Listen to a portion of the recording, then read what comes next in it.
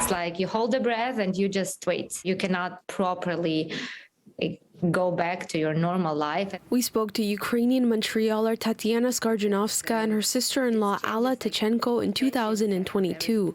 At the time, Tichenko lived in Ukraine and Russia had just invaded the country. Now, a year later, with her husband and son still fighting the war there, she and her sister-in-law say they are hopeful, although their lives and millions of others may never be the same. I don't know how life can get back to normal with so many losses and so many emotions and grief. The year for Skarzhanovska, a roller coaster of emotions with many sleepless nights.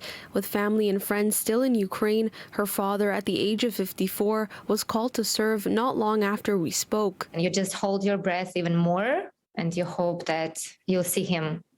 It will be over and you'll see him. At this point, it's the question, am I going to see my family again or no? According to the UN Refugee Agency, there are nearly 8 million individuals from Ukraine who have been displaced by the war. I was so big of the optimist. Now I am realist.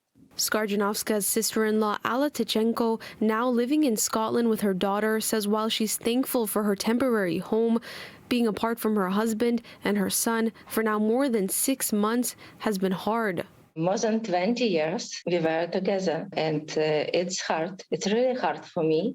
I miss my home. I miss my family. Tichenko says while the end of the war does not seem close, Ukrainians continue to be strong and resilient. Now we are more stronger. We know that our army is so brave. Unfortunately, yes, it's a long way, but I believe in our victory.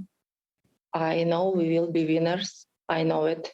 Skarzhanovska says even though it's been a year, the war is still happening and those in Ukraine are still faced with the same reality. It's even worse because a year ago we didn't have so many losses. We didn't have so many innocent children killed. And every single day, the numbers are growing and growing. The numbers of villages completely destroyed, growing. The numbers of people killed, growing. The numbers of military men killed, growing. So the support should be growing. The talks about that should be growing. It should be the same.